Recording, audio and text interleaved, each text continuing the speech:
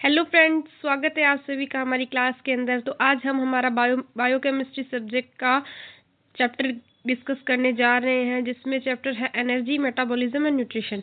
सबसे पहले हम इसमें देखेंगे एनर्जी के बारे में चैप्टर में, देन हम देखेंगे मेटाबॉलिज्म के बारे में, देन हम देखेंगे न्यूट्रिशन के बारे में। तो इनसे रिलेटेड जो जो भी टर्म्स या जो भी हमारे पास में है हम पढ़ेंगे, उसको हम सबसे पहले इंडेक्स में ब्रीफ देख लेंगे। उसके बाद वन बाय वन टॉपिक को पिक करके हम हमारा चैप्टर सो फार क्लियर करेंगे। तो सबसे पहले हम स्टार्ट करते हैं इंडेक्स से। तो कि इंडेक्स में क्या क्या दे रखा है, कैलोरीफिक वैल्यू, रेस्पिरेटरी क्वोशिएंट ये पढ़ेंगे। देन हम पढ़ेंगे बेसल मेटाबॉलिक रेट। देन हम पढ़ेंगे स्पेसिफिक डायनेमिक एक्शन SDA को पढ़ेंगे। देन प्रॉक्सिमेट प्रिंसिपल्स को पढ़ेंगे। उसके बाद नाइट्रोजन बैलेंस को पढ़ेंगे। उसके बाद nutritional value of proteins, then limiting amino acids and supplementation, then kwashiorkor and marasmus, then prescription of the diet, then glycaemic index. ये 10 टॉपिक्स है जो हम हमारे इस चैप्टर में मेटाबॉलिज्म, न्यूट्रिशन और एनर्जी के चैप्टर में क्लियर करेंगे। तो सबसे पहले हम देख लेते हैं कैलोरीफिक वैल्यू के बारे में। तो जो कैलोरीफिक वैल्यू के बारे में बताया गया है, the energy content of food material is measured in calories. तो जो हमें इसमें हमें सबसे पहले देखना है कि एनर्जी को कहते हैं वर्क करने की पावर। एनर्जी होती है जो हमें फूड से मिलती है, और 1 कैलोरी जो हीट होती है उसको 1 ग्राम वाटर को टेम्परेचर इंक्रीज करने के लिए 1 डिग्री सेंटीग्रेड दिया जाता है। इससे हम 1 कैलोरी बोलते हैं। जब हम 1 ग्राम वाटर को 1 डिग्री सेंटीग्रेड तक हीट करते हैं, इससे हम 1 कैलोरी हीट देते हैं, उसे 1 कैलोरी हीट बोला जाता है। ये सबसे स्मॉलेस्ट यूनिट होती है जो हम मेडिकल प्रैक्टिसिंग में यूज़ करते हैं। इसको हम डिनोट करते हैं किलो कैलोरी से, जो कि इक्वल होती है 1000 कैलोरीज। और इसको जूल में कन्वर्ट करते हैं तो ये 4.2 किलो जूल होती है। इसको हम देख लेते हैं, जैसे 1 kilo calorie is equal to 1000 calorie, ठीक है। और 1 किलो कैलोरी को जब हम जूल में कन्वर्ट करते हैं तो 4.2 किलो जूल, ठीक है। अब हम नेक्स्ट पे मूव करते हैं। तो जो एनर्जी होती है, energy contain in food can be measured by burning it in atmosphere oxygen in a bomb calorimeter. जब एनर्जी को मेजर किया जाता है उसे हम बॉम कैलोरीमीटर बोलते हैं। और मेजर करने के लिए सबसे पहले हमें फूड को बर्न करना होता है और ऑक्सीजन की प्रेजेंस में, देन हम उसको मेजर करते हैं उसकी एनर्जी वैल्यू, ठीक है। तो उससे हम एनर्जी कैलकुलेट की जाती है, उससे हम मैक्सिमम अवेलेबल एनर्जी पता चल जाती है कि इस फूड में कितनी एनर्जी थी। नेक्स्ट है the calorific value of nutrients otherwise known as energy density. इसको हम कैलोरीफिक वैल्यू को जो न्यूट्रिएंट्स के बिहाफ पर एनर्जी डेंसिटी भी बोलते हैं, ठीक है। नेक्स्ट हम मूव करते हैं, हमारा नेक्स्ट टॉपिक है रेस्पिरेटरी क्वोशिएंट। तो जो रेस्पिरेटरी क्वोशिएंट है उसमें हम डिफाइन करते हैं रेशियो को, जो CO2 प्रोड्यूस होती है और ऑक्सीजन जो कंज्यूम होती है, उसके अकॉर्डिंग हम RQ को डिनोट करते हैं। CO2 प्रोड्यूस और ऑक्सीजन कंज्यूम, उसके अकॉर्डिंग हम इसको RQ को, रेस्पिरेटरी क्वोशिएंट को डिनोट करते हैं।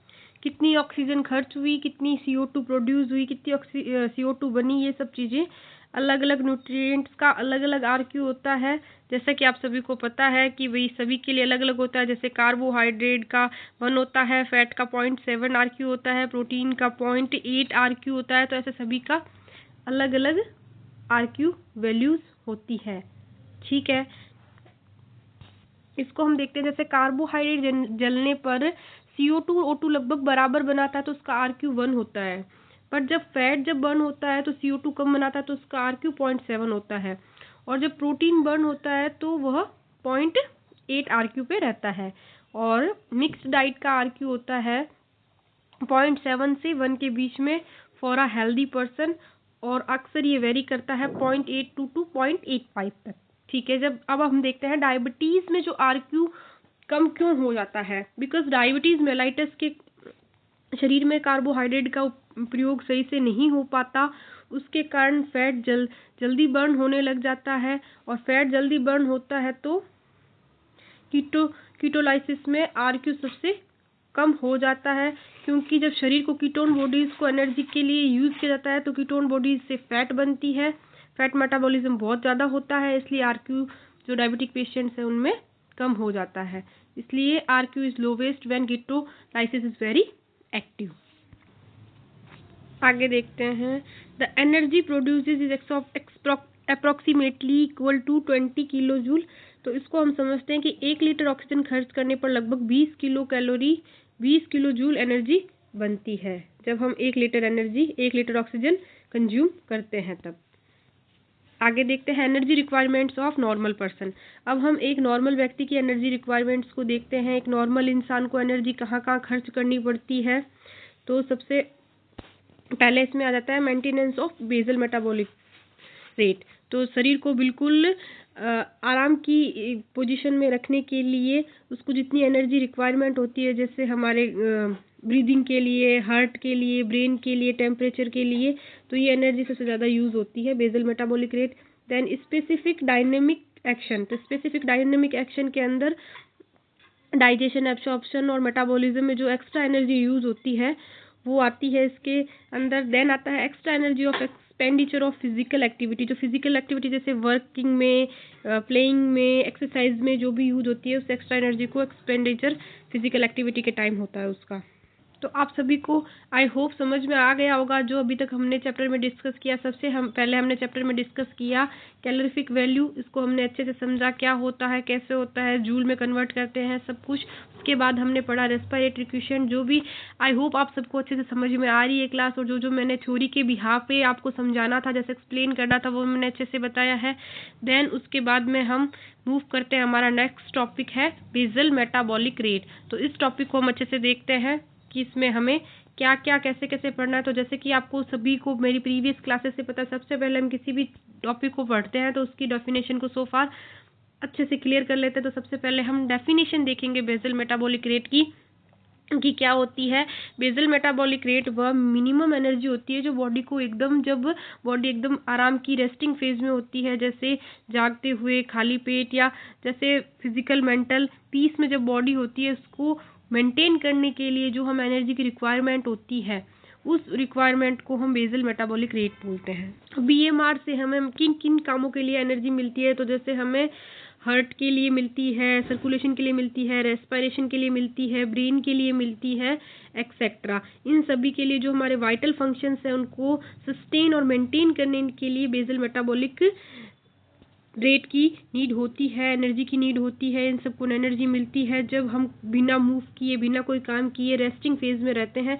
तब हम देखते हैं कि हमें किस किस काम, तब हम उसके बारे में देखते हैं। RMR रेस्टिंग में metabolic rate is measured of energy require of maintain life और वाइटल फंक्शंस। तो जो हमारे रेस्टिंग फेज में जब बॉडी कुछ नहीं कर रही है, जैसे हम नींद में है तो बॉडी हमारी रेस्टिंग फेज में है, तो हमें बॉडी को जो अलाइव रखने के लिए जो एनर्जी की रिक्वायरमेंट होती है, जो हमारे वाइटल फंक्शन जैसे लीवर, किडनी, उनको मेंटेन करने के लिए, सर्कुलेशन मेंटेन करने के लिए जो एनर्जी रिक्वायरमेंट होती है, इसे हम रेस्टिंग मेटाबॉलिक रेट बोलते हैं। The subject is awake and non fasting. जब कोई पर्सन जगा रहता है और खाली पेट होना उसके लिए कोई ज़रूरी नहीं होता। और बेसल मेटाबॉलिक रेट है वो RMR BMR से लगभग 3% ज़्यादा होता है। जब रेस्टिंग मेटाबॉलिक रेट होती है ना, वो ऑलवेज ज़्यादा होती है BMR से 3%। एक मिनट, थोड़ा सा पेन, हाँ, 3% एक्स्ट्रा होती है RMR BMR से। ठीक है, अब हम देखते हैं BMR को मेजर किया जाता है। BMR को कैसे नापा जाता है। तो एक डायरेक्ट मेथड होता है जिससे बॉडी से हीट निकलती है, उससे हम, और इनडायरेक्ट मेथड होता है जिससे हम ऑक्सीजन जो कंज्यूम करते हैं और कार्बन डाइऑक्साइड जो प्रोड्यूस होती है, उससे हम मेज़र कर सकते हैं कि ज़्यादातर इनडायरेक्ट मेथड ही यूज़ किया जाता है BMR को मेज़र करने के लिए, जिसमें ऑक्सीजन जो कंज्यूम हुई है और कार्बन डाइऑक्साइड जो प्रोड्यूस हुई है उसका हम यूज़ करते हैं इसके अंदर BMR को इनडायरेक्ट मेथड से मेज़र करने के लिए। नेक्स्ट हम देखते हैं मेजरमेंट ऑफ BMR प्रोसीजर। तो इसका प्रोसीजर देखते हैं। सबसे पहले इसको मेज़र करने के लिए हम एक मशीन का यूज़ करते हैं जिसका नाम है Atwater Benedict Roth basal metabolism apparatus। तो ये है उसका नाम, और ये क्लोज सर्किट मेथड होता है जिसमें ये मशीन यूज़ की जाती है। तो ये क्लोज सर्किट मेथड है। और इसके अंदर अब हम इसकी प्रोसेस को देख लेते हैं कि इसके लिए प्रोसेस के लिए क्या क्या कंडीशन होनी चाहिए। तो सबसे पहले व्यक्ति जो है वो सो रहा नहीं हो, जगह होना चाहिए। दूसरा, उसकी मेंटल और फिजिकल स्टेट एकदम रिलैक्स्ड होनी चाहिए। देन उसका आसपास का टेम्परेचर है जो 25 डिग्री तक कंफर्टेबल होना चाहिए अकॉर्डिंग टू पर्सन। देन कोई भी फिजिकल एक्टिविटी नहीं की हो उसने, जैसे एक्सर्शन वाली रनिंग, स्टेयर क्लाइंबिंग या कुछ भी ऐसा नहीं किया हो उसने। उसके बाद हम इसकी प्रोसेस देखते हैं। उसके बाद हम एक प्रोसेस में हम एक माउथ पीस से सांस लेता है। उस पर्सन को एक माउथ पीस दिया जाता है जिससे वो ब्रीदिंग करता है। जैसे मान लीजिए माउथ पीस है, इससे ये ब्रीदिंग करेगा। देन सांस लेने के लिए ऑक्सीजन सिलेंडर से ऑक्सीजन दी जाती है। इसमें ऑक्सीजन सिलेंडर होता है, इससे इसको ऑक्सीजन दी जा रही है थ्रू द माउथ पीस, और उससे CO2 को सोडा लाइम एब्जॉर्ब कर लेता है। बाहर जो CO2 निकल रही है इससे O2 दी जा रही है, और CO2 जो निकल रही है उसको सोडा लाइम होता है वो एब्जॉर्ब कर ले रहा है। देन इसको पर्सन को बोला जाता है कि 6 मिनट तक कंटिन्यू ब्रीदिंग करे। 6 मिनट तक हम ऑक्सीजन दे रहे हैं और जो CO2 निकल रही है वो सोडा लाइम एब्जॉर्ब कर रहा है, और उसको हम बोलते हैं कि 6 मिनट तक कंटिन्यू ब्रीदिंग करे। और फिर हम मेजर करते हैं कि कितनी ऑक्सीजन खर्च हुई है, कितनी ऑक्सीजन कंज्यूम हुई है और कितनी CO2 प्रोड्यूस हुई है। इससे हम BMR की कैलकुलेशन करते हैं 6 मिनट में ऑक्सीजन कंजप्शन को is equal to Y liters के अकॉर्डिंग, कि भाई 1 लीटर ऑक्सीजन से 4.8 किलो कैलोरी एनर्जी बनती है। तो फिर हम लास्ट में जब कंक्लूजन निकालते हैं कि 6 मिनट की जो ब्रीदिंग हुई है उसके अंदर कितनी ऑक्सीजन प्रोड्यूस हुई है, तो 6 लीटर में जो ऑक्सीजन कंज्यूम्शन हुई है वो वाई लीटर्स मानते हैं। और 1 लीटर के लिए जब हम निकालते हैं ये सारा कैलकुलेशन करके, तो अप्रोक्सीमेट आता है इसमें 4 किलो कैलोरी। तो मैंने आपको आसान भाषा में समझाने की कोशिश की है, बिकॉज जो थ्योरेटिकल पार्ट है उसमें सीधा थ्योरी लिखा हुआ है, कैलकुलेशन प्रोसीजर। तो मैंने आपको अच्छे से समझाने की कोशिश की। आई होप कि आपको अच्छे से समझ में आ गया होगा कि मैं क्या कहना चाहती हूँ। अब हम देखते हैं नेक्स्ट है, इसमें स्टेप बाय स्टेप कैलकुलेशन है। इसके अंदर कैलकुलेशन के अंदर बताया गया 6 मिनट में एनर्जी होती है 4.8, तो उसको हम वाई किलो कैलोरी से मल्टीप्लाई करते हैं। वाई किलो कैलोरी से मल्टीप्लाई करते हैं तो 1 आवर की निकालते हैं, तो 4.8 into Y kilo calorie into 10, तो 24 आवर्स की होती है 4.8 और वाई 1024 किलो कैलोरी। और ये किसी पर्सन की डेली एनर्जी रिक्वायरमेंट होती है। अब इसको हम समझते हैं। अब हम 6 मिनट की एनर्जी है उसको 4.8 इंटू वाई किलो कैलोरी में से मल्टीप्लाई करते हैं, ठीक है। अब इसको 1 आवर के लिए देखते हैं, तो 1 आवर में 4.8 multiply Y kilo calorie multiply 10, ठीक है। फिर इसकी हम 24 आवर के लिए देखते हैं, तो इसका मेजरमेंट आता है 4.8 इंटू वाई 1024 किलो कैलोरी, और ये रिक्वायरमेंट होती है पर्सन की डेली BMR एनर्जी की। तो ये हमने देखा अच्छे से। अब हम देखते हैं indirect calorimeter double labelled water method. यह एक एडवांस साइंटिफिक मेथड है, और इसमें हमें क्या किया जाता है उसको हम देखते हैं। इसमें एक व्यक्ति को पानी दिया जाता है, उसमें 2 आइसोटोप्स होते हैं, ड्यूटेरियम और ऑक्सीजन।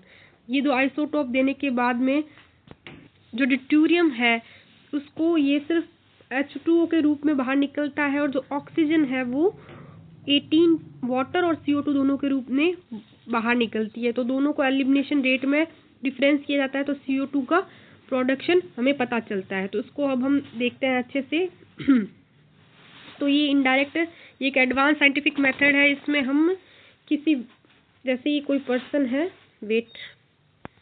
ये कोई पर्सन है हमने बनाया, इस पर्सन को हमने वाटर का ग्लास दिया, उस ग्लास में हमने 2 आइसोटोप मिक्स किए, जैसे कि ड्यूटेरियम H2O और O18, ठीक है। इसको हमने मिक्स करके दिया। इसके बाद में हमें पता चला कि ड्यूटेरियम देने से सिर्फ वाटर में H2O निकलता है, और O18 देने से वाटर में वाटर और CO2 दोनों निकलता है। और फिर हम कैलकुलेट कर लेते हैं CO2 का प्रोडक्शन। तो CO2 का प्रोडक्शन कर लेते हैं। तो इसको हम कैलकुलेट करते हैं। फिर इस मेथड को यूज़ किया जाता है 2 to 3 weeks total energy expenditure को मेज़र करने के लिए। इस मेथड को यूज़ किया जाता है और इसका मेनली जहाँ यूज़ किया जाता है, मेज़र किया जाता है इसका एनर्जी रिक्वायरमेंट में, ग्रोथ में, प्रेगनेंसी में, लैक्टेशन में ये मेथड यूज़ किया जाता है कि हम इनडायरेक्ट मेथड से BMR कैलकुलेट कर लेते हैं, वाटर में ये मिला के दे देते हैं, फिर CO2 का जो हम चेक कर लेते हैं। ये सारा इसको डबल लेबल्ड वाटर मेथड भी बोलते हैं, ठीक है ना। ये इसका इम्पोर्टेंट पॉइंट आप नोट कर लेना, वो डबल लेबल्ड वाटर मेथड भी बोलते हैं। ये सारी थी हमारी BMR से रिलेटेड। अब हम देखते हैं BMR की डेफिनेशन देखी हमने, रेस्टिंग में मेटाबॉलिक रेट देखा हमने, फिर हमने देखा कि BMR को मेज़र कैसे करते हैं, डायरेक्ट इनडायरेक्ट मेथड देखे, उनको कैलकुलेशन देखी, उसकी इनडायरेक्ट मेथड को अच्छे से डिस्कस किया। अब हम देखते हैं फैक्टर अफेक्टिंग BMR को।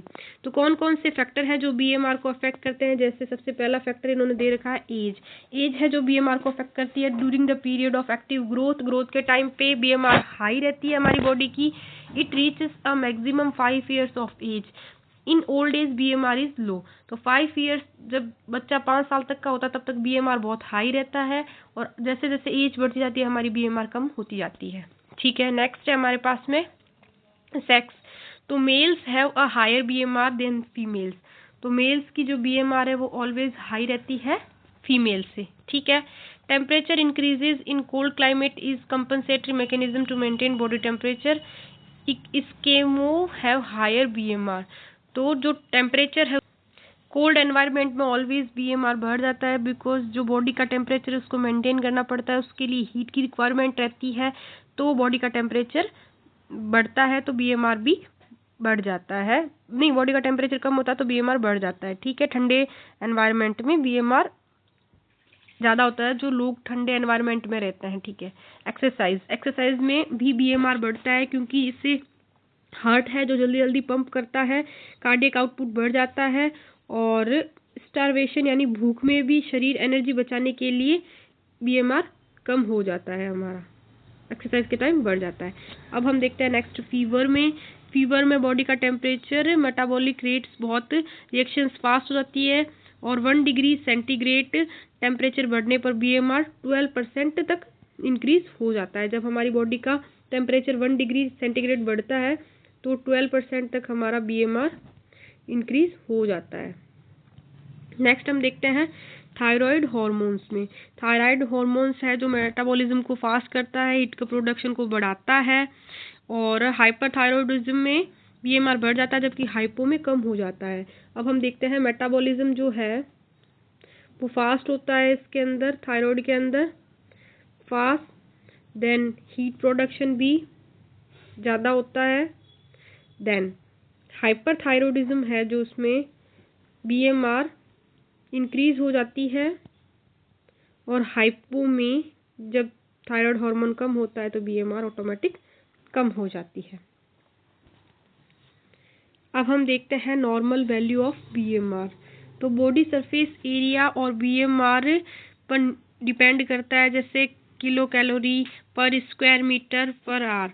तो उसके अकॉर्डिंग बॉडी सरफेस एरिया का फॉर्मूला होता है हमारे पास में A is equals to W.45 इसकी पावर है, मल्टीप्लाई H की पावर है 0.725 मल्टीप्लाई 7.82। तो इसको हम देख लेते हैं, ये जो इन्होंने लिखा है ये है इसका फॉर्मूला बॉडी सरफेस एरिया के according. A is equals to W की पावर है पॉइंट मल्टीप्लाई H की पावर है 0.25 मल्टीप्लाई 7.184, ठीक है। इसमें है A है वो है सरफेस एरिया, W है वेट, H है हाइट इन सेंटीमीटर्स। तो ये कैलकुलेशन इसके लिए बहुत ज़्यादा इजी हो जाती है जब ये फॉर्मूला हम अप्लाई करते हैं तब। अब हम देखते हैं नॉर्मल BMR वैल्यूज़। तो नॉर्मल BMR वैल्यूज़ होती है तो पर्सन के लिए, एडल्ट मेल के लिए होती है 34 to 37 किलो कैलोरी पर मीटर स्क्वायर पर आवर, और एडल्ट फीमेल के लिए होती है 30 to 35 kilo calorie meter square पर आवर। तो ये हमने यहाँ पे मेंशन किया हुआ है, हम देख लेते हैं। और BMR is adult fixed as 24 kilocalorie per kg body weight per day. The value are obtained rounded to the nearest whole number. तो सबसे ज़्यादा जो एडल्ट BMR है उसको याद करने का हमारे पास में एक इम्पॉर्टेंट फॉर्मूला है कि जो एडल्ट BMR है उसको 24 किलो कैलोरी पर KG body weight per day, ये इसका फॉर्मूला है। ठीक है, अब हम देखते हैं स्पेसिफिक डायनेमिक एक्शन SDA। ये हमारा दूसरा टॉपिक है जो हमने स्टार्ट करना है। अभी तक हमने पढ़ लिया है BMR के बारे में, BMR क्या है, BMR के कैलकुलेशन मेथड्स पढ़ लिए हैं, BMR के फैक्टर जो फिर BMR को अफेक्ट करते हैं वो पढ़ लिए हैं, नॉर्मल वैल्यूज़ देख ली है हमने। अब हम मूव करते हैं हमारे SDA में। ठीक है, SDA में है कि डाइजेशन और एब्जॉर्प्शन फूड का। SDA के अकॉर्डिंग स्पेसिफिक डायनेमिक एक्शन है ये हमारा। और इस पे हम देखते हैं खाना जो भी डाइजेस्ट हो रहा है, न्यूट्रिएंट्स को एब्जॉर्ब कर रहा है, एक्टिव ट्रांसपोर्ट में एनर्जी कैसे लग रही है, स्टोरेज और सिंथेसिस जैसे ग्लूकोज से ग्लाइकोजन, फैटी एसिड से ट्राइग्लिसराइड और अमीनो एसिड से प्रोटीन्स में, कि हमें यहाँ पे इन्होंने थ्योरी में बता रखा है। नेक्स्ट देखते हैं जो जो एनर्जी एक्सपेंड होती है उन सब का हमें देखना है। और नेक्स्ट है SDA का मतलब होता है वह एनर्जी हमें फूड से मिलती है और बॉडी खुद इसको प्रोसेस करके एक्सपेंड कर देती है। फूड से मिलने वाली actual unusable energy theoretically energy से थोड़ी सी कम होती है। ये इस पॉइंट का मीनिंग है। नेक्स्ट हम मूव करते हैं एक्टिवेशन एनर्जी से इसको कंपेयर किया जाता है। ये लास्ट पॉइंट देख लेते हैं। जैसे किसी केमिकल रिएक्शन को स्टार्ट करने के लिए जो एक्टिवेशन एनर्जी चाहिए और उससे जो पहले एनर्जी हमें लेते हैं उस एनर्जी को भी इसमें SDA में कंपेयर किया जाता है। जैसे जो हमारे पास पहले एनर्जी होती है और बाद में जो एनर्जी हम ली जाती है केमिकल रिएक्शंस में, उसको हम एक्टिवेशन एनर्जी बोलते हैं कि किस प्रोडक्ट को किस जगह ऐड करने से उसकी एक्टिवेशन बढ़ गई, उसकी एनर्जी भी हम मेजर करते हैं SDA से। ठीक है, अब हम देखते हैं जो SDA पढ़ा है हमने उसके एनर्जी का कैलकुलेशन देखते हैं। तो हम इसको सिंपल एग्जांपल से देखते हैं कि मान लीजिए कोई व्यक्ति है वो 250 ग्राम कार्बोहाइड्रेट्स पर डे लेता है। तो 1 gram carbohydrate is equals to 1 gram carbohydrate है वो इक्वल्स टू होता है 4 किलो कैलोरी।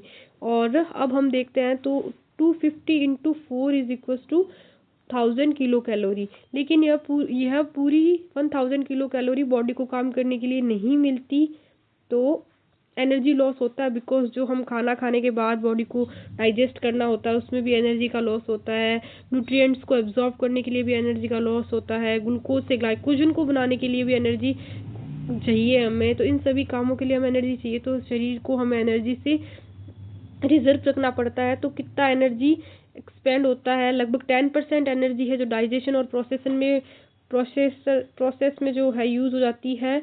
और जो एनर्जी है वो 1000 किलो कैलोरी का 10% is equals to 100 kilo calorie होता है, 100 किलो कैलोरी। ठीक है, देन हम देखते हैं 1000 minus 100 is equals to 900 kilo calorie. यानी व्यक्ति ने 1000 किलो कैलोरी वाला खाना खाया लेकिन उसकी बॉडी को यूज़फुल काम करने के लिए 900 किलो कैलोरी ही मिली, क्योंकि हमने 100 कैलोरी का तो यूज़ कर लिया बॉडी के अनदर जैसे ग्लूकोज को ग्लाइकोजन में चेंज करने के लिए, न्यूट्रिएंट्स को एब्जॉर्ब करने के लिए, ये सब के लिए। ठीक है, तो आगे हम देखते हैं अगर शरीर को 1000 किलो कैलोरी चाहिए तो हमें 1000 प्लस SDA यानी तो व्यक्ति को खाना खाना होगा। तो SDA को हम जैसे ही इसमें ऐड करते हैं तो 1100 किलो कैलोरी आ जाती है और एडिशनल हमें फूड से मिलती है एनर्जी। और डाइट बनाते समय हमें SDA को ध्यान में रख के ही एक्स्ट्रा किलो कैलोरी ऐड करनी होती है जब हम किसी व्यक्ति का डाइट चार्ट बनाते हैं तब। और SDA के लिए अलग अलग SDA की वैल्यू अलग अलग होती है अलग अलग के लिए। जैसे प्रोटीन की होती है 30% SDA, लिपिड्स की होती है 50% SDA और कार्बोहाइड्रेट की होती है 5% SDA।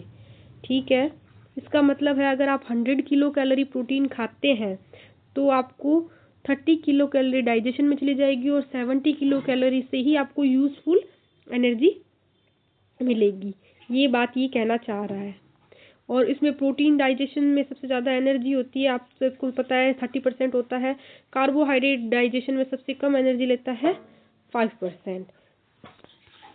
और हम देखते हैं मिक्स्ड डाइट होता है, उसमें नॉर्मल डाइट में कार्बोहाइड्रेट, प्रोटीन, फैट्स ये सब तीनों होते हैं। जो मिक्स डाइट लेते हैं उसके अंदर ये सब तीनों प्रोवाइड होते हैं हमारे पास में। इसलिए मिक्स डाइट के लिए एवरेज SDA 10% माना गया है। मिक्स डाइट होता है ना, उसके लिए 10% माना गया है हमारा SDA। डाइट प्लान बनाते समय 10% एक्स्ट्रा कैलोरीज ऐड करनी चाहिए ऑलवेज। प्रोटीन खाने के बाद हमें थोड़ा सा हीट फील होने लग जाता है, बिकॉज आपने नोटिस किया होगा जब जैसे अभी विंटर्स चल रही है तो विंटर्स के वेदर में प्रोटीन रिच मील खाने के बाद थोड़ा सा गर्मी और थोड़ा सा ऐसे हीटिंग फील होने लग जाती है बॉडी को। और इसका कारण है प्रोटीन का SDA है ना, वो बहुत ज़्यादा होता है और 30% होता है, जिससे हीट एब्जॉर्ब होती है और बॉडी को हीटिंग फील होने लग जाती है। ठीक है, तो अब जो हमने ऊपर थ्योरी में अच्छे से पढ़ा है उसको हम अच्छे से देख लेते हैं एक बार फिर। मैं आपको यहाँ पे अच्छे से समझा देती हूँ। जैसे कि आपको पता है 250 ग्राम कोई व्यक्ति कार्ब्स लेता है और 1 ग्राम कार्ब्स होता है किसके इक्वल होता है 4 किलो कैलोरी के। तो 250 multiply 4 is equal to 1000 kilo calorie. ठीक है, जैसा कि अभी तक हमने पढ़ा है। अब 1000 किलो कैलोरी हमें डायरेक्ट तो पूरी बॉडी को यूज़ नहीं मिलेगी, क्योंकि उसको और भी काम करना पड़ता है, तो उसके लिए हमें SDA भी ऐड करना होता है। तो 1000 माइनस 100 तो 900 ही हमारी बॉडी को यूज़ के लिए मिलती है। बट अगर हम इसमें हमें एक्स्ट्रा एनर्जी चाहिए तो अब हम इसके अंदर 1000 प्लस SDA ऐड कर देंगे, तो हमारे पास में आ जाएगी 1100 किलो कैलोरी, जो हमारी बॉडी की रिक्वायरमेंट्स को फुलफिल कर देगी। उसके बाद हमने देखा कि सभी की जैसे प्रोटीन कार्ब्स है उन सब की वैल्यू अलग अलग होती है, तो उस हम अलग अलग वैल्यू को देख लेते हैं। सबसे ज़्यादा प्रोटीन की होती है 30% SDA, 15% SDA होती है लिपिड की, और कार्ब्स की होती है सबसे कम 5%। ठीक है, नेक्स्ट है फिजिकल एक्टिविटी। ये भी हमने देख लिया कि प्रोटीन को खाने पे हमें गर्मी लगती है। जैसा कि विंटर्स में हम जब अच्छी फूड लेते हैं तो हमें बॉडी को प्रोटीन रिच मील लेने से हमें थोड़ा सा हीटिंग फील होता है, बिकॉज प्रोटीन का SDA बहुत ज़्यादा होता है। फिजिकल एक्टिविटी के लिए कितनी कितनी एनर्जी रिक्वायरमेंट्स होती है। जैसे कोई व्यक्ति फिजिकल, जैसे उसका ऑक्यूपेशन हुआ, जैसे कि उसकी फिजिकल एक्टिविटी हुई, उसकी लाइफ स्टाइल हुई, एक्टिव है या लेजी है, इन सब चीज़ों को ध्यान में रखना होता है। जो व्यक्ति जितना ज़्यादा काम करता है उसको उतनी ही ज़्यादा एनर्जी लगती है। ये बात हमको इन जनरल सभी को पता है कि जिसकी एक्टिविटी ज़्यादा होगी उसकी डाइट भी ज़्यादा होगी। तो फिजिकल एक्टिविटी के 3 लेवल होते हैं, जैसे सीडेंट्री वर्क जो कम एक्टिविटी करता है, मॉडरेट वर्क जो थोड़ा मीडियम वर्क करता है, और हैवी वर्क जो हैवी वर्क करता है। तो उसके हम एग्जांपल्स देख लेते हैं। जैसे सीडेंट्री जो वर्क करता है वो जैसे ऑफिस में बैठकर हुआ, स्टडी हुआ, वॉचिंग टीवी, ये सब सीडेंट्री में आते हैं। मॉडरेट वर्क का मीन है जैसे चलना फिरना, हल्का फुल्का काम करना, और जैसे टीचर्स हुआ जो स्टैंडिंग में आपको सबको पढ़ाते हैं वो सब। देन हैवी वर्क पे मूव करते हैं, तो हैवी वर्क आता है हमारा लेबर से, जो फार्मर्स हैं उनसे, एथलीट्स हैं उनसे, और जो हैवी मैन्यूअर होते हैं, जो जिम में हैवी एक्सरसाइजेस करते हैं, उन सभी का हैवी रहता है, तो वो थोड़ा हैवी वर्क करते हैं। ठीक है, ये मैंने आपको अच्छे से एक्सप्लेन करने की कोशिश की है। सीडेंट्री, मॉडरेट और हैवी एक्टिव लेवल है एक्टिविटी के तीनों। अब हम देखते हैं BMR में जो एक्स्ट्रा हमारे कैलोरीज है उनको कैसे ऐड करना पड़ता है। तो जो सीडेंट्री लाइफ स्टाइल वाले हैं, सबसे पहले BMR को कैलकुलेट किया जाता है, फिर उसके अनुसार उसकी एक्स्ट्रा कैलोरीज ऐड की जाती है कि भाई किसको कितनी कैलोरीज की नीड है। जैसे सीडेंट्री जो लाइफ स्टाइल वाले हैं उनको 30% एक्स्ट्रा दी जाती है ऑफ BMR, और जो मॉडरेट वर्क वाले हैं उनको 40% एक्स्ट्रा ऑफ BMR, और जो हैवी वाले हैं उनको 50% ऑफ एक्स्ट्रा BMR ऐड किया जाता है। ठीक है, यह एक्स्ट्रा एनर्जी इसलिए देते हैं क्योंकि उन काम करने के लिए उनकी मसल्स को एक्स्ट्रा एनर्जी की रिक्वायरमेंट होती है, इसलिए उनको एक्स्ट्रा एनर्जी दी जाती है BMR के साथ में अब हम प्रेग्नेंट और लैक्टेटिंग मदर के लिए हम एनर्जी रिक्वायरमेंट को देख लेते हैं। तो माँ और बच्चों को जो प्रेगनेंसी है उसमें दोनों को ज़्यादा एनर्जी चाहिए, तो उसको 300 extra kilo calorie per day दी जाती है, और जो लैक्टेटिंग मदर है उसको 500 kilo calorie per day add किया जाता है उसकी डेली की रिक्वायरमेंट को फुलफिल करने के लिए, बिकॉज इसमें दोनों को न्यूट्रिशन मिलता है। इसमें भी दोनों को न्यूट्रिशन के साथ साथ मदर जो फीड करवाती है बच्चे को उसके लिए एक्स्ट्रा एनर्जी की हमें रिक्वायरमेंट होती है। तो इसको हम एक एग्जांपल से देखते हैं। जैसे कि एग्जांपल है, मान लीजिए एक 55 kg का जो मेल है उसका वर्क है मॉडरेट लेवल का, तो उसको हम कैलकुलेट करते हैं फॉर एन एग्जांपल। जैसे अब हम देखते हैं, आपको एग्जांपल से समझाते हैं। तो एग्जांपल से समझते हैं हम। 55 उसका वेट है, तो उसकी BMR 20, एडल्ट की BMR होती है 20 किलो कैलोरी पर केजी पर डे। ठीक है, तो उसको हम मल्टीप्लाई करते हैं 24 से, तो जो वैल्यू आती है हमारे पास में 1320 किलो कैलोरी। ठीक है, तो ये जो उसमें हम 40% एक्स्ट्रा BMR ऐड कर देते हैं, तो अब हम 40% ऑफ 1320 का निकालते हैं तो आ जाएगी हमारे पास में 528 किलो कैलोरी। तो अब हमें इसकी टोटल एनर्जी रिक्वायरमेंट्स को देखना है, और टोटल एनर्जी रिक्वायरमेंट्स के लिए हमें 1320 को प्लस करना है 528 को, तो हमारे पास में जो वैल्यू आएगी 1848। तो ये होगी हमारी किलो कैलोरी पर डे, जो उस मॉडरेट लेवल के वर्क वाले पर्सन की डेली एनर्जी रिक्वायरमेंट्स होगी। तो थोड़ा सा पेन चेंज कर लेते हैं। अब हम आपको समझा देते हैं कि उसकी डेली की रिक्वायरमेंट क्या होगी। तो 320 प्लस 528, तो आ जाएगी हमारे पास 1848 किलो कैलोरी पर डे।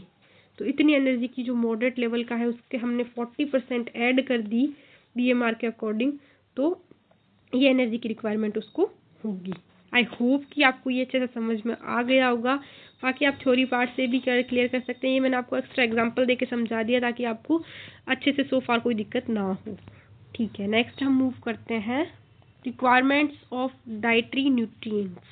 ठीक है, जो हमारे रेकमेंडेड डाइटरी अलाउंसेस होते हैं, RDA का मतलब होता है जो हमें डेली जो जितनी मात्रा में हम न्यूट्रिएंट्स लेते हैं उनसे भाई उनकी कमी से कोई डेफिशिएंसी से कोई डिजीज़ ना हो, बॉडी में सही वर्क करे। RDA में एक्स्ट्रा सेफ्टी मार्जिन भी दिया जाता है ताकि न्यूट्रिशन डेफिशिएंसी डेवलप ना हो कोई भी तरह से।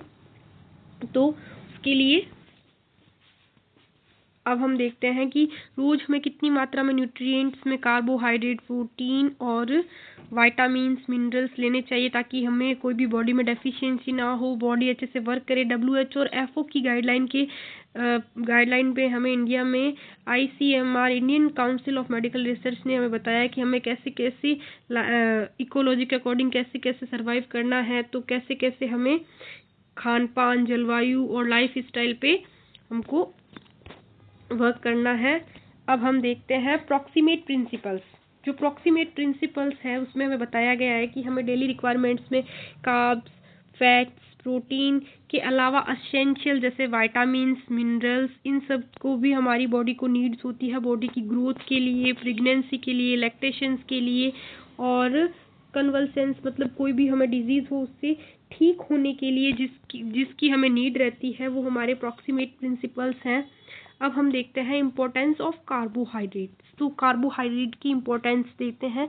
तो बॉडी में सबसे बड़ा एनर्जी का सोर्स होता है कार्ब्स, हम सबको पता है। आइडियली कार्ब्स जो होता है 60 to 65% टोटल कैलोरीज से हमें कार्ब्स लेने चाहिए। जो हमारी टोटल एनर्जी रिक्वायरमेंट है हमें 60-65% कार्ब्स का होना चाहिए उसके अंदर। इसके अलावा कार्बोहाइड्रेट डाइटरी फाइबर भी देते हैं जो डाइजेशन में हेल्प करते हैं। जो फाइबर्स होते हैं उनमें भी कार्ब्स होता है जो हमारे डाइजेशन में हेल्प करते हैं। डाइटरी कार्बोहाइड्रेट जो अवेलेबल कार्बोहाइड्रेट्स होते हैं वो जो हमारे शरीर को डाइजेस्ट करके एनर्जी प्रोवाइड करते हैं, जैसे शुगर्स और स्टार्च। ये डायरेक्ट ग्लूकोज बनाकर बॉडी को एनर्जी प्रोवाइड करते हैं। हम इंडेक्स देख लेते हैं।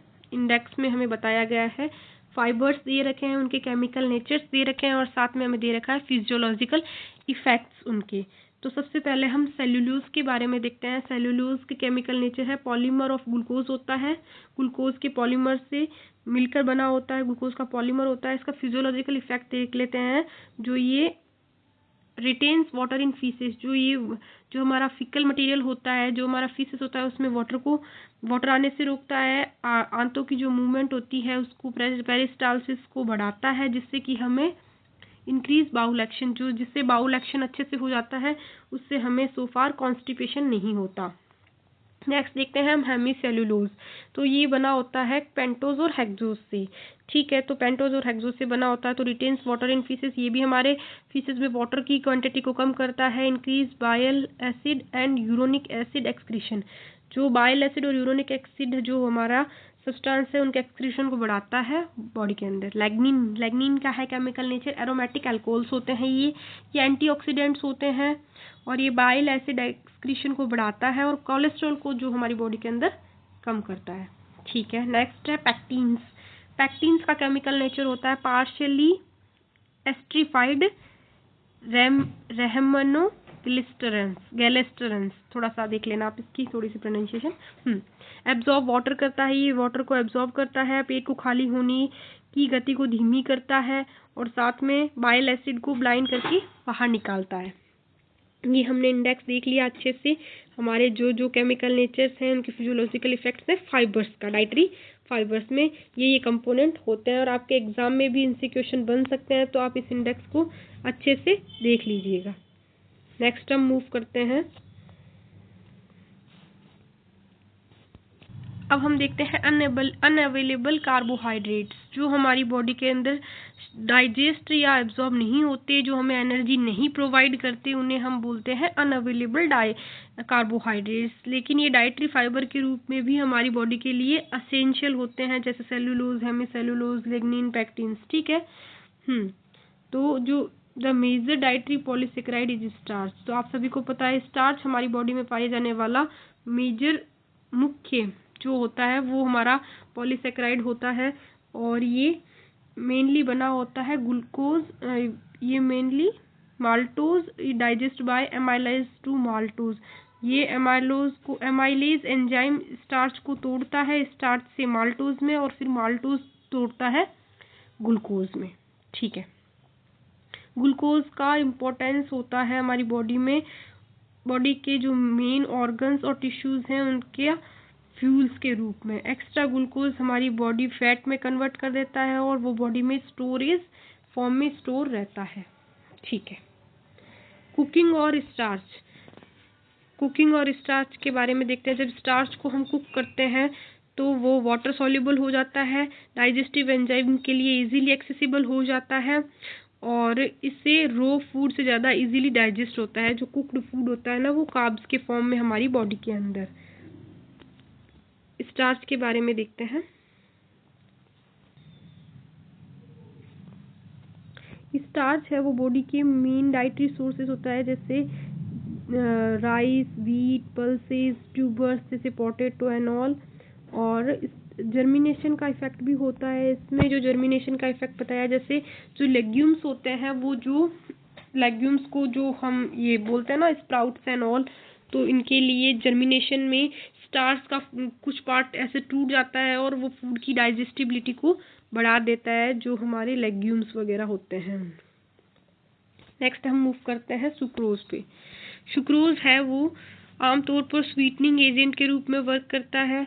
ये बच्चों में ज़्यादा सुक्रोज लेने से डेंटल कैरीज का वो हो जाता है कि दांतों में जब कीड़े लग जाते हैं, जब बच्चा ज़्यादा मीठा खाते हैं। तो आप सभी को पता है माउथ में जो बैक्टीरियाज होते हैं वो सुक्रोज को फर्मेंट करते हैं, जिससे एसिड बनता है। उस एसिड से इनेमल है वो डैमेज हो जाता है और इनेमल के डैमेज होने पर कैरीज यानी कैविटीज दांतों के अंदर बन जाती है। ये चीज़ मैंने आपको अच्छे से लेमन लैंग्वेज में समझा दी है। नेक्स्ट है एडल्ट्स में जो सुक्रोज है उसका इफेक्ट होता है कि ये रिफाइंड शुगर लेने से ब्लड ग्लूकोज स्पाइक करता है। ब्लड ग्लूकोज स्पाइक करने से कैलोरीज इनटेक हो जाती है, ज़्यादा कैलोरीज इनटेक हो जाती है, उससे हमारी बॉडी में ओबेसिटी बढ़ जाती है। ओबेसिटी से हमें डायबिटीज़ बढ़ने का खतरा रहता है। आप सभी को पता है डायबिटीज़ बहुत हाई रिस्क डिजीज़ है। और नेक्स्ट है प्लाज्मा लिपिड्स भी ज़्यादा सुक्रोज कंजम्पशन से प्लाज्मा लिपिड्स का भी लेवल इम्बैलेंस हो जाता है, जिससे कि हमारी बॉडी में हार्ट रिस्क बढ़ जाता है। अब स्पेशल कंडीशंस में देख लेते हैं। सुक्रोज डायबिटीज़ पेशेंट के लिए सुक्रोज स्ट्रिक्टली अवॉइड होती है, जैसा कि हम सभी को पता है शुगर वाले पेशेंट्स को मीठा खाने की मनाही होती है। वेट रिडक्शन में भी सुक्रोज नहीं दी जाती। जो बॉडी का वेट लॉस करते हैं उनको भी सुक्रोज नहीं दिया जाता। उसके लिए एक अल्टरनेट दिया जाता है जगेरी। जगेरी होता है वो गुड सोर्स ऑफ सुक्रोज होता है और उसमें आयरन भी होता है, तो ये फीमेल्स के लिए जगेरी फार बेस्ट होता है कंपेरेटिवली रिफाइंड शुगर्स। ये रिफाइंड शुगर होती है वो हमारी बॉडी के लिए बहुत ज़्यादा हार्मफुल होती है, आप सभी को पता है as a medical student. Dietary fibre पे मूव करते हैं। डाइटरी फाइबर जो कार्बोहाइड्रेट्स होते हैं वो डाइजेस्ट नहीं होते, एब्जॉर्ब नहीं होते, इसलिए उन्हें डाइटरी फाइबर कहा जाता है। डाइटरी फाइबर होते हैं वो इंटेस्टाइन की नॉर्मल मूवमेंट को हेल्प करते हैं और कॉन्स्टिपेशन से हमें प्रोटेक्ट करते हैं। और इसके ऑब्जर्वेशन से जो डाइटरी फाइबर्स है उनसे हमें पता चला है कि जो डेवलप्ड कंट्रीज़ हैं उनमें कॉलन कैंसर बहुत ज़्यादा हो रहा है और वेजिटेरियन पॉपुलेशन जैसे इंडियंस में ये हाई फाइबर डाइट लेने के कारण कम हो रहा है। ठीक है, तो डाइटरी फाइबर्स का भी हमारी बॉडी के अंदर काफ़ी ज़्यादा इम्पोर्टेंट रोल है। नेक्स्ट देखते हैं डाइट रिच इन, जो बोवल की मोबिलिटी को बढ़ा देता है। डाइटरी फाइबर्स होते हैं वो और इंटेस्टाइन की मूवमेंट को भी सही रखता है, कॉन्स्टिपेशन को भी अवॉइड करता है, कोलेस्ट्रॉल को भी फाइबर्स कम करते हैं और बाइल एसिड की रीएब्जॉर्प्शन को भी कम कर देते हैं। बाइल एसिड को बॉडी से बाहर निकालने में भी हेल्प करते हैं, जिसे बॉडी को नया बाइल बनाने के लिए कोलेस्ट्रॉल का यूज़ करना होता है। ब्लड कोलेस्ट्रॉल लेवल भी उससे कम हो जाता है। तो फाइबर्स हमारी बॉडी के लिए कितना इंपॉर्टेंट है, हार्ट हेल्थ के लिए, इंटेस्टाइन के लिए, ये सब चीज़ें आपको और हमारे हमें कॉन्स्टिपेशन से भी दूर रखता है, तो ये काफ़ी इम्पोर्टेंट है। फाइबर इनटेक हमेशा फूड के अंदर होना चाहिए। ब्लड शुगर को कंट्रोल करता है, इसलिए तो हम डायबिटिक पेशेंट को बोलते हैं कि खाना खाने से पहले एक बाउल हेल्दी सैलेड लें। ग्लूकोज के एब्सॉर्प्शन को भी कम करता है, ग्लूकोज टॉलरेंस को भी अच्छा कर देता है, इसलिए डायबिटीज़ के पेशेंट को मैंने जैसे बोला आपको फाइबर खाने को बोला जाता है। फाइबर बहुत अच्छा होता है हेल्थ के लिए, सभी को खाना चाहिए फाइबर। अब सॉल्यूबल फाइबर्स होते हैं जो ज़्यादा बेनिफिशियल होते हैं। फाइबर 2 टाइप्स के होते हैं, सॉल्यूबल और इनसॉल्यूबल। जो सबसे ज़्यादा बेनिफिशियल होते हैं वो सॉल्यूबल फाइबर्स होते हैं, जो हमारे वेजिटेबल डाइट से हमें, जो हमारी ग्रीन लीफी वेजिटेबल्स हैं उनसे हमें मिलते हैं। और यह केवल डाइट पर ही असरदार नहीं होते, बल्कि जिसमें जो ग्रीन वेजिटेबल्स वगैरह होती है वो हमारे लिए फाइबर फॉर्म में भी काफ़ी ज़्यादा इम्पॉर्टेंट होती है। अब फाइबर रिक्वायरमेंट जो हमारी बॉडी की होती है वो डेली की 30 ग्राम पर डे होती है और जो वेट रिडक्शन में भी हमारी हेल्प करती है। जो जिसको भी वेट लॉस करना है उसको हम यही इंस्ट्रक्ट करते हैं कि आप इवनिंग मील स्किप करें और उसकी जगह आप सूप लें और फाइबर लें, तो ये आपकी बॉडी के लिए काफ़ी अच्छा होता है। ये चीज़ें आपको शायद इन जनरल भी पता होगी। तो देखते हैं इसको। तो वेट रिडक्शन में भी डाइट फाइबर का इम्पोर्टेंट रोल होता है, पेट को फुलफिल करवाता है और एक्स्ट्रा कैलोरीज की हमें नीड नहीं होती जब हम डाइटिंग कर रहे होते हैं। तो वेट लॉस में भी फाइबर काफ़ी हेल्पफुल होता है। अब न्यूट्रिशनल इम्पोर्टेंस ऑफ लिपिड्स पे आ जाते हैं। Fat is equals to concentrated energy source. ठीक है, फैट हमारी सबसे ज़्यादा एनर्जी का सोर्स होता है और 1 ग्राम फैट से हमें 9 किलो कैलोरी एनर्जी मिलती है, इसलिए इसको कंसनट्रेटेड सोर्स ऑफ एनर्जी कहा जाता है। जैसा कि आप सभी को पता है, डेवलप्ड वर्सेस डेवलपिंग कंट्रीज़ के अंदर देख लेते हैं। फैट से मिलने वाली कैलोरीज इक्वल्स टू 40% होती है डेवलप्ड कंट्री में, और डेवलपिंग कंट्री में फैट से मिलने वाली कैलोरीज होती है 10%। तो ये डिफरेंस है डेवलपिंग कंट्रीज़ का और डेवलप्ड कंट्रीज़ का फैट को लेकर। इसी कारण हमें जो फूड की अवेलेबिलिटी है, लाइफ स्टाइल है, इकोनॉमिक कंडीशंस है, उसके अकॉर्डिंग हमारी ये चीज़ें सब वेरी करती है। मिनिमम फैट इंटेक हमारी बॉडी के लिए बहुत ज़्यादा ज़रूरी है।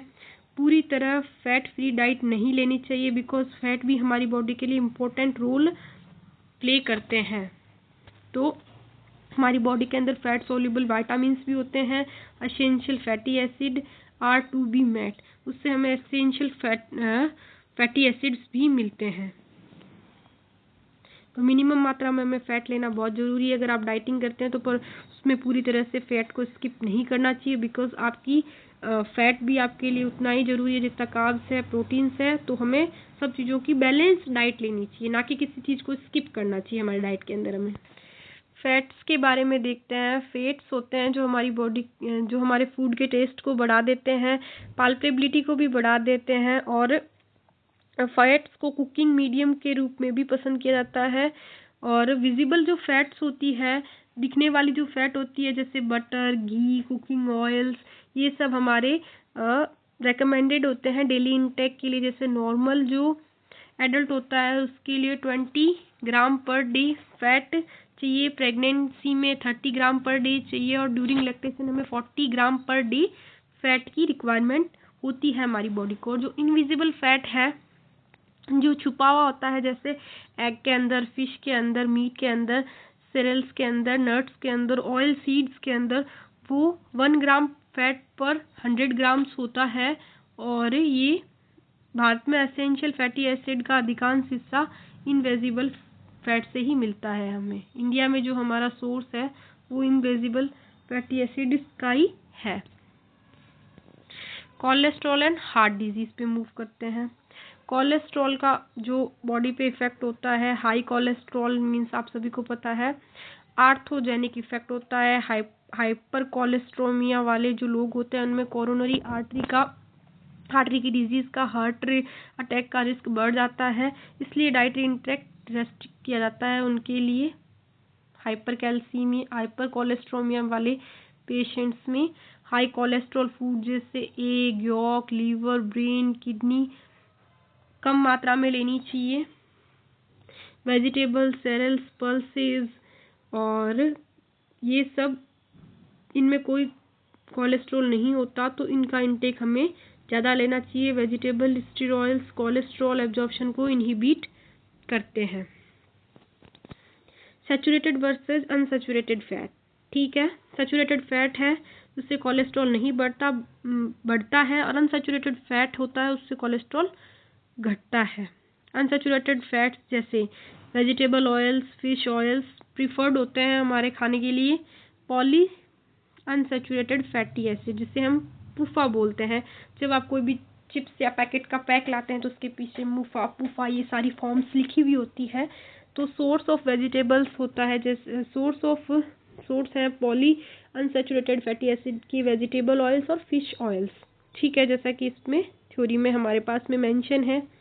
ये एसेंशियल फैटी एसिड होते हैं, बॉडी ने नहीं बना सकता, तो precursor of prostaglandins and leukotrienes. Cholesterol का एस्टरिफिकेशन और एक्सक्रीशन होता है, ब्लड कोलेस्ट्रॉल को कम करते हैं, और एंटी एथेरोजेनिक इसका इफेक्ट होता है पॉली अनसैचुरेटेड फैटी एसिड का। ओमेगा 3 फैटी एसिड, इस टर्म को आपने इन जनरल भी काफ़ी सुना होगा। ओमेगा 3 फैटी एसिड होता है, उनका सोर्स होता है फिश ऑयल्स, और इनका फंक्शंस होता है VLDL और LDL, जो कोलेस्ट्रॉल है उसको कम करना, और इसको कम करने से हमारे जो हार्ट रिस्क है, हार्ट अटैक के रिस्क हैं, वो भी कम हो जाते हैं। फाइबर और कोलेस्ट्रॉल, तो जो हाई फाइबर डाइट होती है वो सीरम कोलेस्ट्रॉल को कम करती है, और LDL उससे कम हो जाता है, और HDL है जो हाई डेंसिटी लिपिड होता है वो बढ़ जाता है। और इसके सोर्स हैं हमारे पास में वेजिटेबल्स, फ्रूट्स, ग्रीन्स, फाइबर्स, ये सारे इसके सोर्स हैं। अब ट्रांस फैटी एसिड्स होते हैं वो आर्थ्रोजेनिक होते हैं, इसका मतलब है हार्ट डिजीज का रिस्क बढ़ाते हैं। HDL गुड कोलेस्ट्रॉल घट जाता है, LDL बैड कोलेस्ट्रॉल बढ़ जाता है, और इसके सोर्स हैं डेयरी प्रोडक्ट्स जैसे हाइड्रोजनेटेड एडिबल ऑयल्स, जैसे उसमें जो हम ये मेयोनीज वगैरह, वो हाइड्रोजनेटेड एडिबल ऑयल्स होता है उसमें। Fast food, bakery products, fried and processed foods, ये डेंजरस होते हैं क्योंकि इनमें एंडोथीलियल फंक्शंस को ये ख़राब कर देते हैं, ब्लड वेसल्स को वीक कर देते हैं, हार्डनिंग ऑफ ब्लड वेसल्स कर देते हैं, इंसुलिन रेजिस्टेंस को बढ़ा देते हैं, जिससे हमें हाई डायबिटीज़ रिस्क रहता है, प्रोन टू डायबिटीज़ हो जाते हैं जो पर्सन हाईली इंटेक रखते हैं फास्ट फूड का, और फूड इंडस्ट्री में सबसे ज़्यादा यूज़ किए जाते हैं, और जिसके फ्राइड फूड्स हुआ उसकी सेल्फ लाइफ को बढ़ाने के लिए, प्रोसेस्ड फूड, बेकरी प्रोडक्ट्स, इन सब के लिए। तो ये सब बहुत हार्मफुल चीज़ें हैं हमारी बॉडी के लिए, बट स्टिल जो हमें अच्छा लगता है वही हम खाते हैं। Recommended daily intake of fat, तो आइडियल फैट इंटेक होता है 15 to 20% ऑफ टोटल कैलोरीज का हमारी बॉडी के अंदर। वन ऑफ दीज 25 to 30% होता है पूफा हमारी बॉडी के लिए।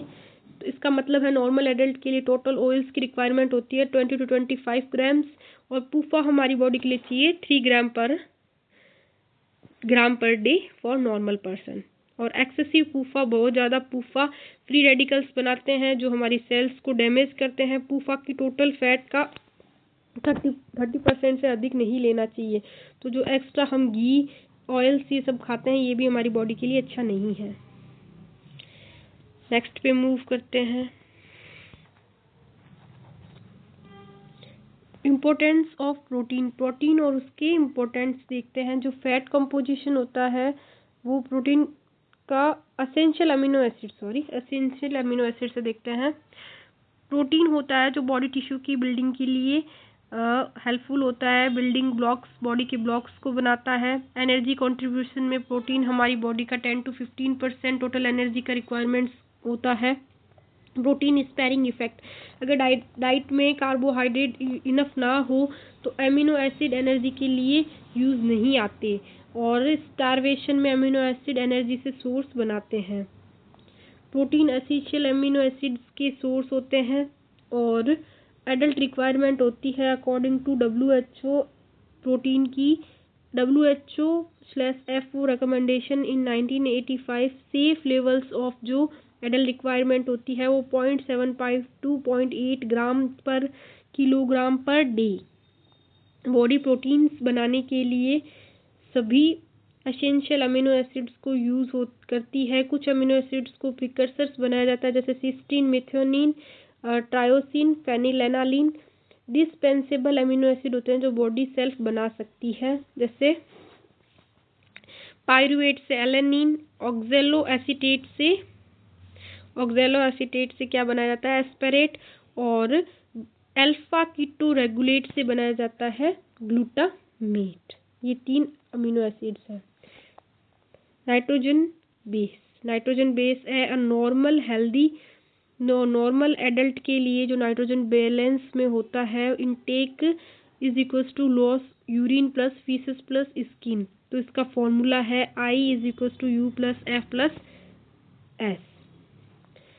नेगेटिव नाइट्रोजन बैलेंस एक्सक्रीशन ज़्यादा होता है इंटेक से, मतलब बॉडी टिश्यू डिग्रेड हो रहे होते हैं, और पॉजिटिव नाइट्रोजन बैलेंस का मतलब है इंटेक ज़्यादा है, एक्सक्रीशन इसका मतलब ग्रोथ और टिश्यू रिपेयर हो रहा है, जैसे कि इन 2 पॉइंट्स के अंदर डिस्क्राइब किया गया है। और नाइट्रोजन बैलेंस को मेजर करने के लिए डाइटरी नाइट्रोजन प्रोटीन का इंटेक हमारी बॉडी में 16% रिक्वायरमेंट रहती है, जिससे डेली एक्सक्रीशन की कैलकुलेशन हम कर सकते हैं। मूव करते हैं, देखते हैं हम ये ऊपर बॉडी प्रोटीन्स जो टिश्यू के बनाने के लिए, बॉडी के टिश्यू बनाने के लिए होती है। एनाबॉलिज्म मीन्स नई मॉलिक्यूल्स या टिश्यू का निर्माण होना। कैटाबॉलिज्म मीन्स मॉलिक्यूल्स का ब्रेकडाउन होना और एनर्जी रिलीज होना। डाइट का मतलब है जो फूड से हमें नाइट्रोजन और प्रोटीन इंटेक होता है। और एमिनो एसिड पूल और नाइट्रोजन पूल जो बॉडी में अवेलेबल एमिनो एसिड्स होते हैं। और लॉस थ्रू स्किन, जो स्किन के थ्रू जैसे हेयर, स्वेट, उनके थ्रू जो शील्डिंग होती है। यूरिनरी नाइट्रोजन जैसे यूरिया, क्रिएटिनिन, ये जो बॉडी से एक्सक्रीटरी मटेरियल बाहर निकलते हैं, और फीसेस के थ्रू जो नाइट्रोजन का एक्सक्रीशन होता है। अब हम देखते हैं फैक्टर अफेक्टिंग नाइट्रोजन बैलेंस। जो फैक्टर अफेक्टिंग होते हैं नाइट्रोजन बैलेंस को मेंटेन करने के लिए वो है ग्रोथ। तो active growth, positive nitrogen balance करता है। एग्जाम्पल जैसे 5 kg वेट गेन होता है, लगभग 1 ग्राम ऑफ प्रोटीन जो बॉडी में ऐड होते हैं, तो 160 ग्राम नाइट्रोजन रिटेन होता है। हार्मोन्स में देखते हैं, हार्मोन्स जो ग्रोथ हार्मोन्स होते हैं, इंसुलिन, एंड्रोजन्स, ये पॉजिटिव नाइट्रोजन बैलेंस करते हैं। कॉर्टिकोस्टेरॉइड्स होते हैं, वो हमारी बॉडी को नेगेटिव नाइट्रोजन बैलेंस करते हैं। प्रेगनेंसी में फिटस की ग्रोथ के लिए पॉजिटिव नाइट्रोजन बैलेंस की रिक्वायरमेंट होती है। कन्वर्जेंस यानी किसी भी डिजीज से रिकवर होने के लिए, टिश्यू रीजनरेशन के लिए पॉजिटिव नाइट्रोजन बैलेंस की रिक्वायरमेंट होती है। एक्यूट इलनेस के लिए जैसे सर्जरी, ट्रॉमा, बर्न्स, इनके लिए immediate nitrogen negative nitrogen balance होता है। क्रोनिक इलनेस होता है तो उसमें हमें जैसे मैलिग्नेंसी हुआ, अनकंट्रोल डायबिटीज मेलाइटस हुआ एंड अदर डेबिलिटिंग डिजीज हुई, उनके लिए हमें नेगेटिव नाइट्रोजन बैलेंस शो होता है। और जैसे एक्सप्लेनेशन में हमें बताया गया है, और जो प्रोटीन डेफिशिएंसी होती है उसके अंदर इवन सिंगल अमीनो एसिड की कमी से भी हमें नेगेटिव नाइट्रोजन बैलेंस दिखाया जाता है, जब हमारी प्रोटीन इम्बैलेंस होती है, बॉडी के अंदर डेफिशिएंट होती है तब।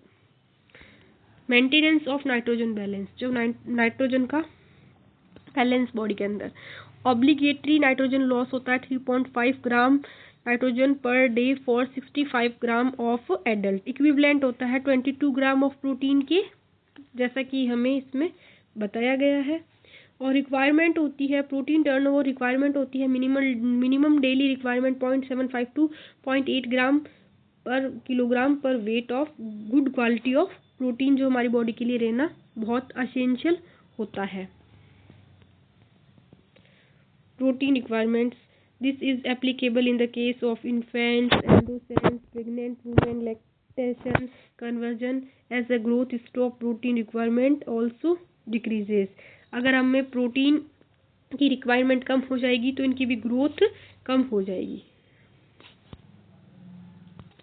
Assessment of nutritional values protein quality, तो प्रोटीन क्वालिटी का असेसमेंट करते हैं सबसे पहले विप्पल मेथड से। हिस्टोरिकल इंट्रोड्यूस बाय विप्पल, ये विप्पल ने इंट्रोड्यूस किया था, उनको नोबेल प्राइज मिला था 1934 में इसके लिए। प्लाज्मा से एल्बुमिन को रिमूव किया जाता है तो रेस्ट प्लाज्मा वापस एनिमल में दिया जाता है, तो उसमें टाइम लगता है प्लाज्मा प्रोटीन लेवल रीजनरेट करने में। वह प्रोटीन की क्वालिटी का पैरामीटर भी बन जाता है। और जो मॉडर्न मेथड है हमारा, उसमें हमें प्रोटीन का केवल नाइट्रोजन सोर्स के रूप में दिया जाता है और वेट गेन मेज़र किया जाता है। उसमें वेट गेन मेज़र करते हैं तो हमें फूड के आइटम्स में जो प्रोटीन कंटेंट है उसकी वैल्यू पता चलती है। Important nutritional incidence of protein, तो बायोलॉजिकल वैल्यू देखते हैं। बायोलॉजिकल वैल्यू में डेफिनेशन है ratio of nitrogen retain to nitrogen absorb, तो जो बायोलॉजिकल वैल्यू है उसमें जो रिटेन नाइट्रोजन है multiply by 100 upon absorb nitrogen, ये है बायोलॉजिकल वैल्यू ऑफ प्रोटीन। ऐसे हम कैलकुलेट कर सकते हैं। जैसे एग्जांपल के थ्रू देखते हैं, इनटेक है 127 मिलीग्राम का और फीसेज उसमें 4 ग्राम है। एब्जॉर्ब उन्होंने 127 किया है, तो 4 minus 127 is equals to 123 milligram. Then amount of retain, तो 123 माइनस 24 होता है, 24 मिलीग्राम है हमारा जो यूरिन की अमाउंट है वो है, तो उसको हम इसमें माइनस करते हैं तो 99 मिलीग्राम आता है। देयरफॉर हम जो बायोलॉजिकल ये वैल्यू कैलकुलेट करते हैं 99 by 123 multiply by 100 is equal to 81% इसकी वैल्यू आती है। नेक्स्ट हम देखते हैं net protein utilization, NPU, net protein utilization retain nitrogen upon intake of nitrogen multiply 100 in the above example. अब हम एग्जाम्पल के थ्रू देखते हैं। जो NPU हम कैलकुलेट करते हैं, प्रोटीन A है is equal to 99 by 127 multiply by 100 is equal to 78%, and protein of B it is 4.5 by 100 multiplied by 100 is equals to 4.5%. Thus NPU is better index than BV to denote nutritional quality and availability. ये जो NPU है वो better quality दिखाता है BV से और ये best measurement है। तो नेट डाइटरी प्रोटीन वैल्यू पे हम मूव करते हैं। दिस विल एक्सेस, यह इंडेक्स क्वालिटी और क्वांटिटी दोनों को एक्सेस करता है। जैसे NDPV is equal to intake of N multiply by 6.25 into NPU। Next पे हम मूव करते हैं प्रोटीन एफिशिएंसी रेशियो और PER। डेफिनेशन है वेट गेन पर gram of protein intake, essential amino acid content, chemical source of milligram of amino acid per gram protein। Reference दिया जाता है एक प्रोटीन का और compare with the other protein, जैसे with egg protein. Next move करते हैं लिमिटिंग अमीनो एसिड। कुछ प्रोटीन्स या कुछ एसेंशियल अमीनो एसिड होते हैं जिसकी कमी से हमें न्यूट्रिशनल क्वालिटी को लिमिट कर देते हैं। लिमिट करने के बाद में ऐसे प्रोटीन को कॉम्प्लीमेंट्री प्रोटीन के साथ मिलाकर पूरा किया जाता है।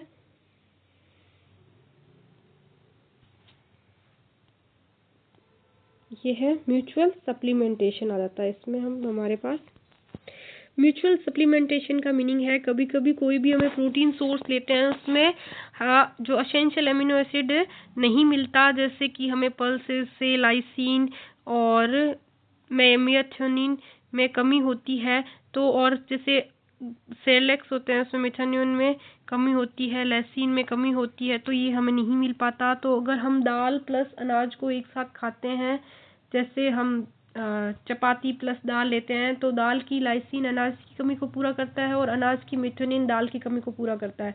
इस तरह दोनों मिलकर फर्स्ट क्लास प्रोटीन की कमी को पूरा कर देते हैं, जैसे कि इसमें बताया गया है।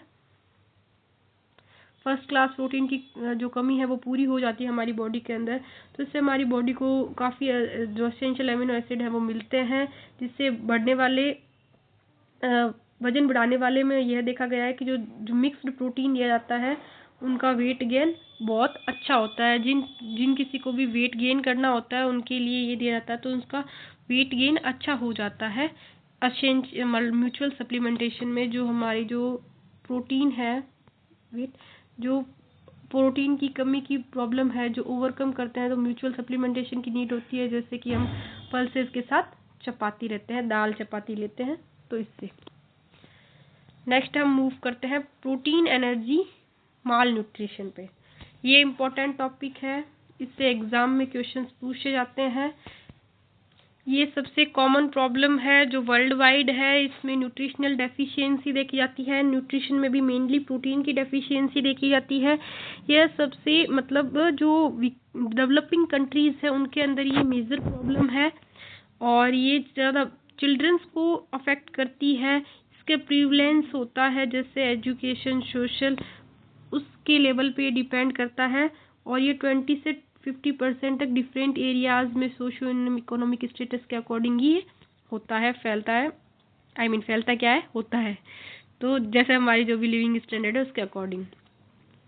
At the one end of the spectrum of mall nutrition, तो दो मुख्य प्रकार है इसमें, मेरास्मस और क्वाशिकोरकोर।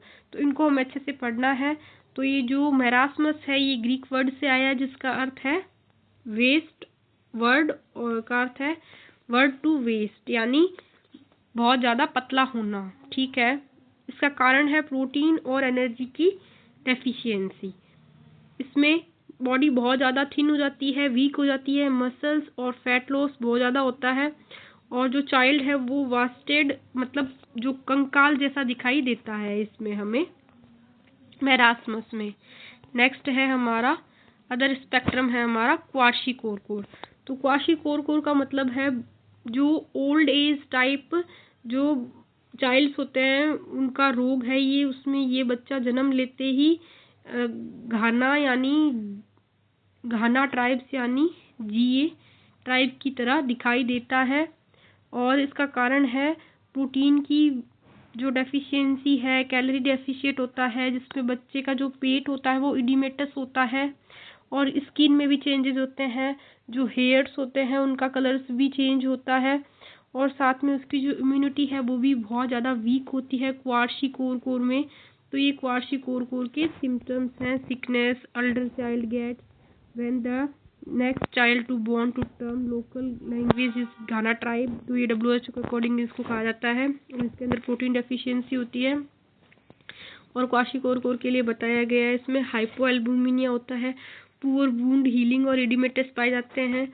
और हाइपोएल्बुमिनिया मतलब एल्बुमिन की values less than 2 gram per DL is a biochemical marker in case of kwashiorkor marasmus there may be not this may not be low. ठीक है, तो ये IgG जो हमारी एंटीबॉडी है वो भी इंक्रीज हो जाती है due to associated infection. Fatty liver seen होता है क्वाशीकोर के अंदर, जो कि मेरास्मस में नहीं होता। इनके डिफरेंस अच्छे से देख लेना आप, क्योंकि जो मैं ये बता रही हूँ ये आपके एग्जाम में इससे क्वेश्चन बन सकते हैं। फैटी लीवर होता है वो due to decreased lipoprotein synthesis होता है। ग्लूकोज टॉलरेंस इज ऑफन होता है normal, but hypoglycaemia may be seen in marasmic children. जो हाइपोग्लाइसीमिया है वो सीन होता है मेरास्मस में। Hypokalaemia and dehydration may be seen there is diarrhoea. और हाइपोमैग्नीसीमिया यानी यूजुअली फाइंडिंग होता है कि मैग्नीशियम की डेफिशिएंसी भी होती है, पोटेशियम की भी डेफिशिएंसी होती है और ग्लूकोज की भी डेफिशिएंसी होती है। Treatment of protein energy mall nutrition, तो हमने इसमें क्वाशीकोर और मेरास्मस को पढ़ा, उसके डिफरेंसेस को देखा। जो एनर्जी माल न्यूट्रिशन होता है वो डेवलपिंग कंट्रीज में उनके जो भी सोशो इकोनॉमिक स्टेटस है उनके कारण होता है। और अब हम इसकी ट्रीटमेंट देखते हैं। तो इसका जो ट्रीटमेंट का जो टारगेट है वो बॉडी को जो बॉडी की जो रिक्वायरमेंट है उसके अकॉर्डिंग इसको कैलोरीज देना, प्रोटीन देना, ताकि बॉडी का वेट गेन हो, जो बॉडी की वर्किंग प्रोसेस है वो नॉर्मल हो। और जो बॉडी की रिक्वायरमेंट है एनर्जी की वो 150 to 200 kilo calorie per day पर बॉडी वेट होना चाहिए। प्रोटीन की रिक्वायरमेंट 3 to 4 ग्राम प्रोटीन पर किलोग्राम पर बॉडी वेट होना चाहिए।